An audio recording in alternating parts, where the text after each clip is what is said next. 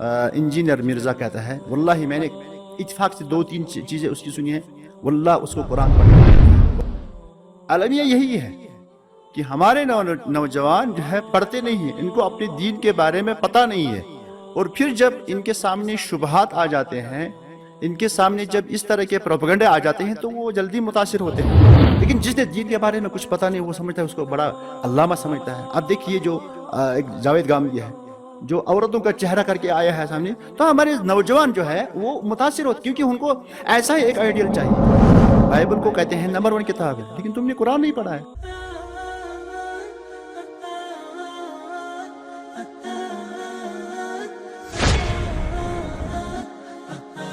بسم اللہ الرحمن الرحیم۔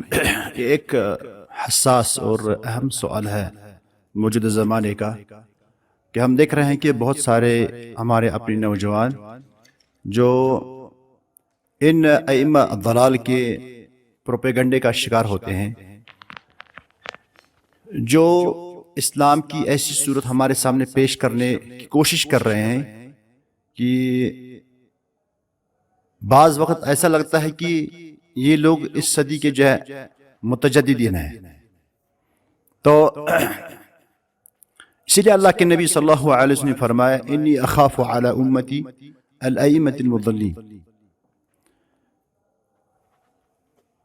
اور چونکہ ایک دشمن وہ ہوتا ہے کہ جس کی دشمنی عیان ہوتی ہے۔ اگر کوئی ہمارے سامنے ہمارے دین کے خلاف باتیں کرے گا، صحابہ کے خلاف باتیں کرے گا، تو ہم اس کا جواب اچھی طرح سے دے سکتے ہیں، اور اس سے پہلے ہم یہ سمجھیں کہ یہ ہمارا دشمن ہے، ہمیں اس کی جواب دینے کی ضرورت بھی نہیں ہے۔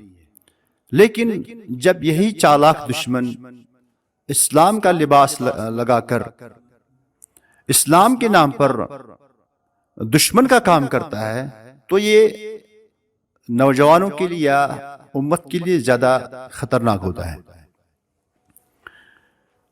تو یہاں پہ نوجوانوں کی ذمہ داریاں ہیں۔ سب سے پہلی ذمہ داری ہے، جیسے علی بن ابی طالب رضی اللہ تعالیٰ عنہ نے کہا کہ حق کو پہچانو، اعرف الحق تعرف اہلہ، کہ حق کو پہچانو، تمہیں حق والے لوگ پہچان میں آئیں گے۔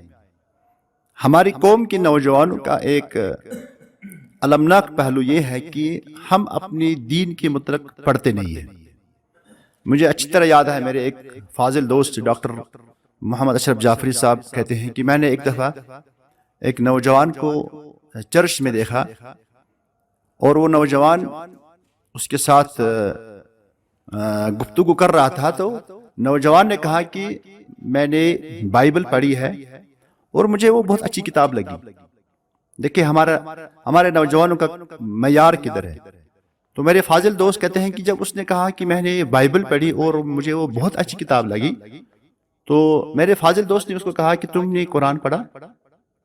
مسلمان نوجوان ہے، مسلمان گھرانے سے تعلق رکھتا ہے۔ جب اس نے بائبل کی بہت زیادہ تعریف کی، اس نے کہا اس کو کہ تم نے قرآن پڑھا ہے؟ کہا میں نے قرآن نہیں پڑھا ہے۔ تو کہا عجیب بات ہے کہ آپ جو ہے نا دنیا کی ساری کتابوں کے مقابلے میں بائبل کو کہتے ہیں نمبر 1 کتاب ہے، لیکن تم نے قرآن نہیں پڑھا ہے۔ المیہ یہی ہے کہ ہمارے نوجوان جو ہے پڑھتے نہیں ہیں، ان کو اپنے دین کے بارے میں پتہ نہیں ہے، اور پھر جب ان کے سامنے شبہات آ جاتے ہیں، ان کے سامنے جب اس طرح کے پروپیگنڈے آ جاتے ہیں، تو وہ جلدی متاثر ہوتے ہیں۔ اور اس میں ہماری جو ذمہ داری ہے کہ ہم اپنے نوجوانوں کو اس بات پہ جو ہے اس بات سے جو ہے اویئر کریں کہ یہ ایک فتنہ ہے اس زمانے کا۔ ان لوگوں نے اسلام کی دشمنی میں اسلام کا لبادہ اوڑھ لیا، یہ اسلام کی ساخت کو کمزور کرنے کی سعی کر رہے ہیں، اور انہوں نے اسلام کا لباس پہنا ہوا ہے، اور یہ سب سے بڑا دشمن ہے۔ کیونکہ اللہ تعالیٰ، اللہ کے نبی صلی اللہ علیہ وسلم جو ہے جب مدینہ کے دور میں جب ان کو منافقین کے ساتھ واسطہ تھا، تو وہ ان کو منافقین سے زیادہ جو ہے خطرہ لگتا تھا بنسبت اس دشمن کے جو باہر کا دشمن ہے، کیونکہ یہ پتہ نہیں ہے یہ کون ہے ہماری صفوں میں جو داخل ہوا ہے، اس طرح کا جو دین کا اظہار کرتا ہے لیکن اندر سے۔ اور بہت سارے ایسی شبہات ہیں جو ہمارے نوجوانوں کے پاس ہیں، کیونکہ وہ اپنے دین کے بارے میں مطالعہ نہیں کرتے، نتیجے نہیں کیا نکلتا ہے؟ جیسے ابھی ہمارے پاس ایک حدیث تھی کہ اللہ کے نبی صلی اللہ علیہ وسلم فرمائے میرے اصحاب میں، میرے ساتھیوں میں 12 منافق ہیں۔ تو اس بات کو دیکھیے، جب اس کی وضاحت ہو رہی ہے کہ یہاں پہ اصحاب سے مراد یعنی جو ہم عصر اس وقت کے تھے، جو نبی صلی اللہ علیہ وسلم کے پاس آتے تھے، ان کا سنتے تھے، لیکن اندر سے کیا تھے؟ اندر سے انہوں نے کفر کو چھپایا ہوا تھا۔ تو اب یہاں پہ اسی کلمے کو جو ہے عام صحابہ پہ فٹ کرے گا، تو ظاہر سی بات ہے کہ ایک نوجوان جس کو اس حدیث کے بارے میں پتہ نہیں ہوگا تو وہ بہت جلد جو ہے اس سے متاثر ہوگا۔ تو غلطی اسلام کی نہیں ہے، غلطی ہمارے اپنے نوجوانوں کی ہیں، غلطی ہمارے اپنے قوم کی ہے جو اپنے دین کا مطالعہ نہیں کرتے ہیں۔ تو ظاہر سی بات ہے کہ جب ہمارا یہ حال ہوگا کہ ہمیں دین کے مطالعہ کی کبھی فرصت نہیں ملے گی، تو جو بھی ہمارے اوپر حملہ کرے گا تو ہم اس کے حملے کے شکار ہو جائیں گے۔ اور اسی لیے اللہ کے نبی صلی اللہ علیہ وسلم دیکھیں، یعنی صحابہ کہتے ہیں کہ اللہ کے نبی صلی اللہ علیہ وسلم جو ہے ہمیں دجال کی فتنے سے اس طرح ڈرا دیتے تو ہم کو لگتا تھا کہ کچھ ہی دنوں میں آ جائے گا۔ حالانکہ اللہ کے نبی صلی اللہ علیہ وسلم خود یعنی یہ صحابہ خود بھی جانتے تھے، اور اللہ کے نبی صلی اللہ علیہ وسلم جانتے تھے کہ دجال کا جو ظہور ہوگا وہ قیامت سے پہلے ہوگا، لیکن صحابہ کو اس طرح ڈراتے تھے دجال کی فتنے سے کہ صحابہ کو لگتا تھا کہ ہمارے زمانے میں آ جائے گا۔